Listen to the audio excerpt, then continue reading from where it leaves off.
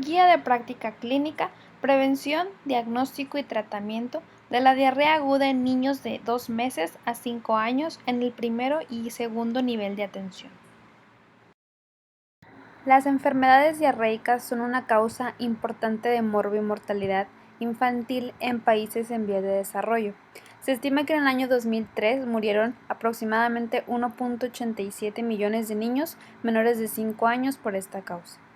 8 de cada 10 de estas muertes se dieron en los primeros 2 años de vida, siendo la deshidratación una de las principales complicaciones que llevan a la muerte. La diarrea es una alteración en el movimiento característico del intestino, con un incremento en el contenido de agua, volumen o frecuencia de las evacuaciones, una disminución de la consistencia líquida o blanda y un incremento de la frecuencia de los movimientos intestinales con mayor o igual a 3 evacuaciones en un día. La diarrea aguda se define como un episodio de diarrea igual o menor a 14 días de evolución. La diarrea infecciosa es debida a una etiología viral, bacteriana o parasitaria. Se asocia frecuentemente con síntomas de náusea, vómito y cólico abdominal. En cuanto a la etiología, los agentes infecciosos son la causa más común de la gastroenteritis aguda. Los virus representan un 70 a un 80% de los casos de infecciones en el mundo desarrollado. Varios patógenos bacterianos explican el otro 10 a 20% de los casos. Un 10% puede ser atribuible a E. coli diarreogénica.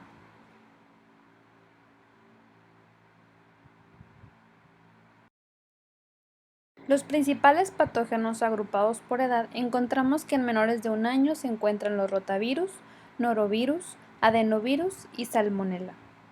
De los menores de 1 a 4 años encontramos rotavirus, norovirus, adenovirus, salmonella y se agregan Campylobacter y Yersinia. Y en los mayores de 5 años Campylobacter, salmonella y rotavirus. Existen intervenciones enfocadas a la promoción de la salud. El suministro de agua, calidad de agua, sanidad e higiene reducen la morbilidad por enfermedades diarreicas. La promoción de la higiene y el lavado de manos con agua y jabón puede reducir el riesgo de enfermedad diarreica de un 42 a un 47%. También encontramos que los niños que son alimentados exclusivamente al seno materno por 6 meses experimentan menor morbilidad por infecciones gastrointestinales, por lo cual se debe fomentar la lactancia materna durante los primeros 6 meses de vida. Otra acción son mejorar los sistemas de cloración doméstica, el almacenamiento seguro de agua potable y asegurar la eliminación apropiada de excretas a través de letrinas, fosas sépticas y una red de drenaje. Las vacunas forman parte de una prevención específica. Encontramos la vacuna GPI-HRV, quien es altamente protectora para gastroenteritis severa por rotavirus y segura respecto al riesgo de invaginación intestinal. También encontramos la vacuna de rotavirus, aplicada 2 dosis a los 2 y a los 4 meses de edad. Se reconocen como factores de riesgo para diarrea persistente la desnutrición, las evacuaciones con moco y sangre, frecuencia alta de evacuaciones más de 10 por día y una persistencia de deshidratación mayor a 24 horas que nos van a repercutir en el cuadro clínico.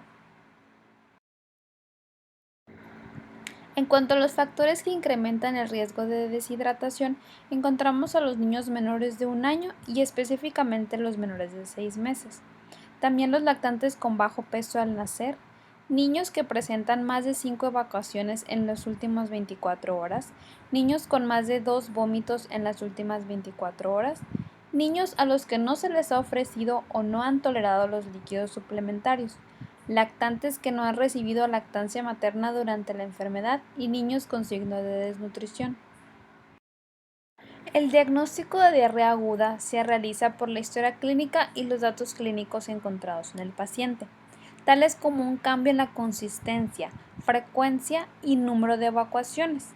También la presencia de evacuaciones con moco y sangre. Ocasionalmente puede estar asociado con náuseas, vómitos y cólico abdominal. y se considera que la diarrea habitualmente se resuelve entre el quinto y el séptimo día, persistiendo en algunas ocasiones hasta 14 días. El vómito usualmente dura de 1 a 2 días y en la mayoría cede a los 3 días. Existen algunas características en cuanto a la gastroenteritis viral y bacteriana, considerando que la gastroenteritis viral es de una corta duración y está asociada a mayor riesgo de vómito y deshidratación. En cuanto a la gastroenteritis bacteriana, se menciona que se asocia más frecuentemente con un dolor abdominal grave y a veces con diarrea sanguinolenta. Inicialmente, se debe evaluar en el niño con diarrea aguda la presencia y grado de deshidratación, en base a su edad, frecuencia de evacuaciones líquidas y episodios de vómito. La gravedad de la deshidratación es evaluada con más precisión en términos de pérdida de peso. La diferencia entre el peso de ingreso y el peso post-rehidratación como un porcentaje del peso corporal total equivale al grado de deshidratación, considerándose este el estándar de oro. Durante la exploración física es importante reconocer los signos clínicos para deshidratación mayor al 5%, encontrando los siguientes: llenado capilar prolongado, turgencia normal de la piel, la ausencia de lágrimas, un patrón respiratorio anormal y un aspecto anormal. Los signos y síntomas clínicos nos ayudan a clasificar el estado de deshidratación de nuestro paciente. Existen diferentes tipos de clasificaciones, con el objetivo de reconocer y facilitar el manejo de líquidos, siendo estos sin deshidratación clínicamente detectable, deshidratación clínica y datos de choque clínico. En un paciente con deshidratación clínica vamos a encontrar los siguientes síntomas: parece estar bien o deteriorado, va a tener una respuesta alterada, por ejemplo, lo vamos a encontrar irritable o letárgico. Va a existir una disminución del volumen urinario, la coloración de la piel no van a haber cambios y las extremidades van a estar tibias. En cuanto a los signos, vamos a encontrar que los ojos se van a ver hundidos, las membranas mucosas van a estar secas, va a existir taquicardia y taquipnea, los pulsos periféricos se van a encontrar normales, el llenado capilar va a ser normal, la turgencia de la piel va a estar disminuida y la presión sanguínea va a estar normal. En un paciente en estado de choque clínico, los síntomas serían nivel de conciencia disminuido, piel pálida o marmórea y extremidades frías. En cuanto a los signos, vamos a encontrar taquicardia, taquipnea, pulsos periféricos débiles, llenado capilar prolongado e hipotensión, en un choque descompensado. Las manifestaciones clínicas de un paciente sin deshidratación detectable son: buena apariencia, alerta y responde, volumen urinario normal, coloración de la piel sin cambios y extremidades tibias. En cuanto a los signos, vamos a encontrar que los ojos no van a estar hundidos, las membranas mucosas van a estar húmedas, la frecuencia cardíaca, el patrón respiratorio, los pulsos periféricos, el tiempo de llenado capilar, la turgencia de la piel y la presión sanguínea van a estar normales. Existen diferentes características clínicas que deben alertarnos a buscar otra causa diferente a la gastroenteritis viral aguda con o sin vómito, tales como un dolor abdominal con hipersensibilidad con o sin defensa llamado rebote, también palidez, ictericia, oligo o en su caso anuria, diarrea sanguinolenta, sistémicamente en desproporción con el nivel de deshidratación y un estado de choque. En cuanto a los diagnósticos diferenciales, vamos a encontrar una infección no entérica, tales como una neumonía, infección de vías urinarias, meningitis, otitis media aguda o hasta un síndrome de shock tóxico. En las alteraciones gastrointestinales no infecciosas vamos a encontrar colitis ulcerativa, enfermedad de Crohn, enfermedad celíaca. En las alteraciones abdominales quirúrgicas se puede también diagnosticar una obstrucción intestinal, intususcepción, isquemia intestinal, apendicitis o un síndrome de intestino corto. La diarrea relacionada a medicamentos encontramos a la terapia antibiótica y a la colitis pseudomembranosa. En las enfermedades sistémicas encontramos la diabetes, el hipertiroidismo, hiperplasia adrenal congénita, enfermedad de Addison, hipoparatiroidismo, inmunodeficiencia. En las alteraciones dietéticas encontramos la alergia alimentaria, la intolerancia a la lactosa, alergia a las proteínas de la leche, las evacuaciones por inanición. En el síndrome de malabsorción se encuentran la fibrosis quística y la enfermedad celíaca. En cuanto a la inflamación, una colitis ulcerativa, la enfermedad de Crohn, la enterocolitis de Hirschsprung. En la idiopática o psicógena encontramos el síndrome de colon irritable.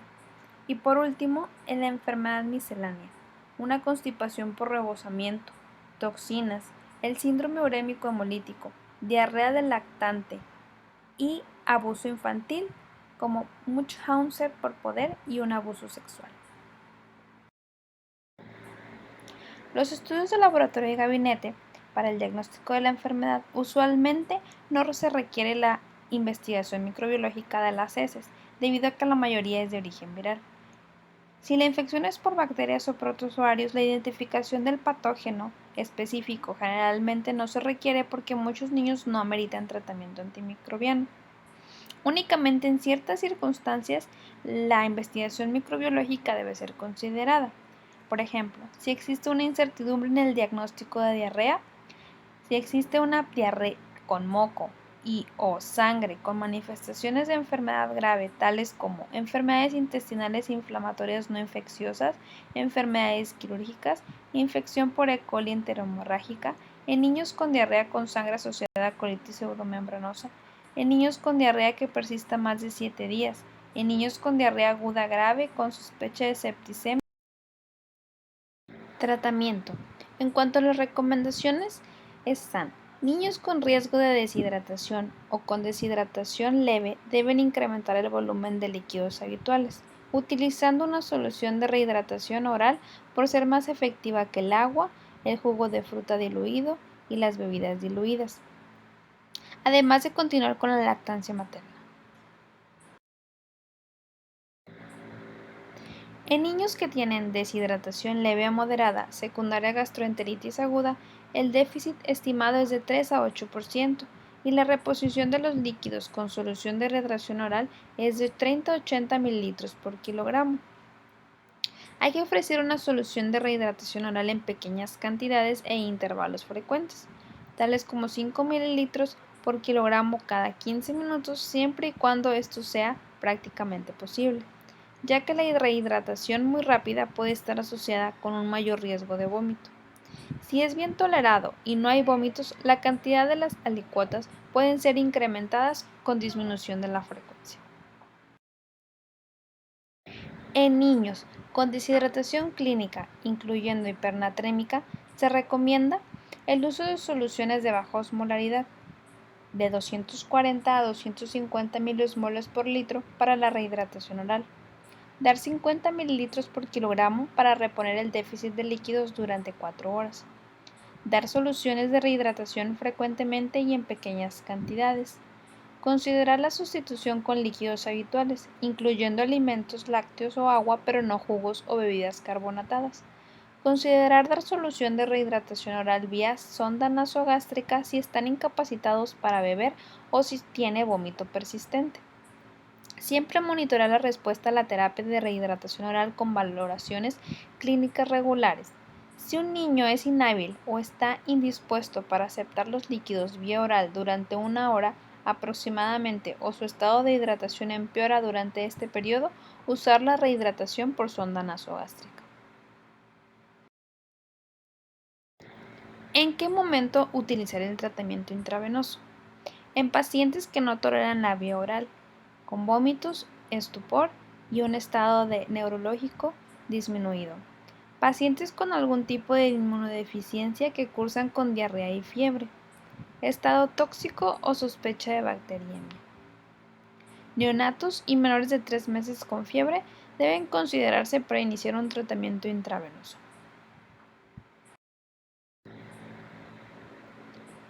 Se recomienda el uso de terapia intravenosa también en niños con deshidratación clínica si sospechamos de choque o si el diagnóstico ya está confirmado. Si encontramos signos y síntomas tales como deterioro, respuesta alterada, ya sea irritabilidad o letargia, ojos hundidos, taquicardia, taquipnea, turgencia de la piel disminuida y también que muestre evidencia de deterioro a pesar de la terapia de rehidratación oral. Tratamiento con soluciones. Se considera que para niños con choque debido a deshidratación por gastroenteritis, la solución salina al 0.9%, solución fisiológica, es una solución apropiada y rápidamente disponible para la administración en bolo. Al sospechar o confirmar el choque, tratar con una infusión intravenosa rápida de solución salina al 0.9% a 20 ml por kilogramo. Para aquellos que requirieron un bolo rápido de líquidos IV por sospecha o confirmación de choque, hay que adicionar 100 ml por kilogramo para reponer el déficit a los líquidos de mantenimiento y monitorear la respuesta clínica. Para aquellos que a su ingreso no estaban chocados, adicionar únicamente 50 ml por kilogramo para reponer el déficit a los líquidos de mantenimiento y monitorear también la respuesta clínica. Medir sodio, potasio, urea, creatinina y glucosa al principio. Monitorear regularmente y, si es necesario, modificar la composición de los líquidos y la velocidad de administración. Considerar siempre la reposición de potasio intravenoso una vez que el nivel plasmático de potasio es conocido. Existen recomendaciones en el manejo de líquidos después de la rehidratación, tales como continuar con la lactancia materna y alimentos lácteos, continuar con la ingesta de líquidos. En niños con mayor riesgo de deshidratación recurrente, considerar dar 5 ml por kilogramo de peso de solución de rehidratación oral después de cada evacuación abundante. Incluir también a los lactantes con bajo peso al nacer, niños que tienen más de 5 evacuaciones diarreicas en las últimas 24 horas y en niños que han vomitado más de 2 veces en las 24 horas previas. Entre las recomendaciones de la alimentación posterior a la rehidratación encontramos dar leche sin diluir de inmediato, reintroducir los alimentos sólidos habituales, evitar dar jugos de frutas y bebidas carbonatadas hasta que la diarrea haya cesado. Las dietas ofrecidas deben ser sabrosas y aceptables para el niño y la familia. El uso de fórmulas especiales es innecesario, caro y pueden causar preocupación en los padres. La gastroenteritis en niños habitualmente se autolimita y no requiere tratamiento antibiótico. La mayoría es debida a patógenos virales y aún en los no virales no está indicado el uso de tratamiento antibiótico. Este tratamiento no debe ser dado en la vasta mayoría de los niños sanos con gastroenteritis aguda, únicamente en patógenos específicos o en cuadros clínicos definidos. El tratamiento antibiótico está asociado con el riesgo de efectos adversos y es una causa muy común de diarrea. ¿Cuáles serían los objetivos de la terapia antibiótica en niños con gastroenteritis bacteriana? Incluyen los síntomas clínicos, tales como mejorar la duración de la diarrea, el vómito, la fiebre, el cólico abdominal y también prevenir complicaciones, además de erradicar el patógeno entérico para disminuir la transmisión. Las indicaciones del tratamiento antibiótico son: sospecha o confirmación de sepsis, infección bacteriana con diseminación extraintestinal, menores de 6 meses con gastroenteritis por salmonela, paciente desnutrido o inmunocomprometido con gastroenteritis por salmonela y enterocolitis pseudomembranosa asociada a Clostridium difficile, giardiasis, shigellosis, amebiasis o cólera. Los antibióticos deben ser considerados para el tratamiento de diarrea invasiva, definida como diarrea de inicio agudo, sanguinolenta, mucosa, con leucocitos polimorfonucleares en heces cuando esté disponible el estudio y con fiebre alta. Los antibióticos solo deben ser usados cuando se sospecha o se confirma septicemia. El tratamiento antibiótico en gastroenteritis por Campylobacter se recomienda principalmente para la forma disentérica y para disminuir la transmisión en guarderías e instituciones, recomendando la eritromicina 40 a 50 miligramos por kilogramo al día dividido en 4 dosis vía oral por 7 días. En cuanto a la Yersinia, los antibióticos no son requeridos usualmente. Para infecciones graves o asociadas a bacteremia, tratarlas como un huésped inmunocomprometido usando terapia combinada como doxiciclina, aminoglucósido, trimethoprim con sulfametoxazol o fluoroquinolona. Los pacientes con shigellosis disentériforme deben recibir tratamiento antibiótico. Se recomienda en niños con diarrea aguda y aislamiento en comprocultivo ampicilina 100 miligramos por kilogramo al día vía intramuscular que se divide en 4 dosis durante 5 días. En nuestro país no se cuenta con datos epidemiológicos sobre resistencia, por lo que se sugiere realizar antibiograma ante una mala evolución clínica de nuestro paciente. Los antimicrobianos para el tratamiento de shigellosis también incluyen ampicilina, acitromicina, cefixime, ceftriaxona, ácido nalidíxico y trimethoprim con sulfametoxazol. El efecto del tratamiento antibiótico para E. coli enteropatógena y enteroinvasiva es incierto. El tratamiento rutinario para gastroenteritis por Cryptosporidium parvum no se recomienda. En niños inmunocompetentes se autolimita y no requiere diagnóstico ni intervención terapéutica. La FDA de USA autorizó el tratamiento con nitazoxanida vía oral por 3 días en niños mayores de 1 año. En niños con E. coli 0157H7 es un factor de riesgo para desarrollar síndrome urémico hemolítico. Sin embargo, se considera que hay evidencia insuficiente para recomendar tratamiento. Existen otros patógenos entéricos que pueden desarrollar gastroenteritis, pero no hay estudios clínicos de tratamiento en niños. Clostridium difficile es asociado a colitis pseudomembranosa y es normalmente tratado con metronidazol por 10 días. Las infecciones por protozoarios, incluyendo Isospora belli, Cyclospora cayetanensis, Entamoeba histolítica y Giardia lamblia, pueden responder a terapia antibiótica. Vibrio cholerae 01 o 0139 podemos indicar doxiciclina o tetraciclina o trimethoprim con sulfametoxazol o fluoroquinolona. En gastroenteritis aguda por Giardia, el tratamiento es metronidazol por 7 a 10 días. En la gastroenteritis por Isospora sp o Cyclospora sp, el tratamiento recomendado es trimethoprim con sulfametoxazol por 7 a 10 días. En cuanto a la Microsporidium, el tratamiento no está determinado. En entamoeba histolítica se indica el metronidazol por 5 a 10 días más diyodihidroxiquinoleína por 20 días o paramomicina por 7 días. Otros fármacos específicos, tales como la metoclopramida, demuestra que no disminuye el número de vómitos e incrementa el número de evacuaciones. Se asocia con sedación y efectos extrapiramidales, por lo que su uso en forma rutinaria en niños con diarrea no se recomienda. El ondansetron disminuye el número de vómitos, pero incrementa el número de evacuaciones diarreicas. Disminuye el requerimiento de terapia de hidratación intravenosa y también disminuye la estancia en la sala de urgencias.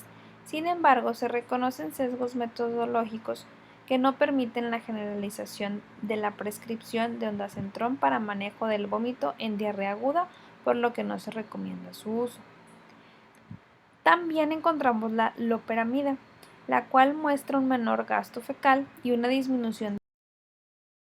La esmectita demuestra una disminución en frecuencia y duración de la diarrea entre el día 3. Sin embargo, no se reporta disminución en el número de episodios o duración del vómito o resolución de la diarrea al 5.º día, por lo que no se recomienda su uso. El subsalicilato de bismuto no muestra reducción del gasto fecal y la duración de la diarrea. Considerando el efecto tóxico del salicilato y el efecto del oscurecimiento transitorio de la lengua y las heces, no se recomienda su uso en niños con diarrea aguda. La evidencia del uso del carbón activado es débil, por lo que se requieren más estudios para recomendar su uso en niños con diarrea aguda. No hay evidencia suficiente que justifique el uso de zinc en niños con adecuado estado de nutrición con diagnóstico de gastroenteritis aguda. Como tratamiento universal para niños con diarrea, la UNICEF y la OMS recomiendan la suplementación de zinc en menores de 6 meses 10 miligramos y en lactantes mayores de 6 meses y preescolares 20 miligramos por 10 a 14 días. En cuanto a la vitamina A, no hay evidencia que tenga un efecto benéfico en niños con gastroenteritis, por lo que no se recomienda su uso, haciendo una excepción en aquellos. Y por último, ¿cuándo se recomienda referir a segundo nivel de atención a los niños que tienen diagnóstico de gastroenteritis aguda? Debemos de referir a los niños con deshidratación moderada o severa, niños menores de 6 meses, niños con más de 8 evacuaciones líquidas en 24 horas o que presenten más de 4 vómitos en 24 horas. Y también aquellos niños de quienes sus padres o cuidadores se piense sean inhábiles para manejar las condiciones de los niños en el hogar satisfactoriamente.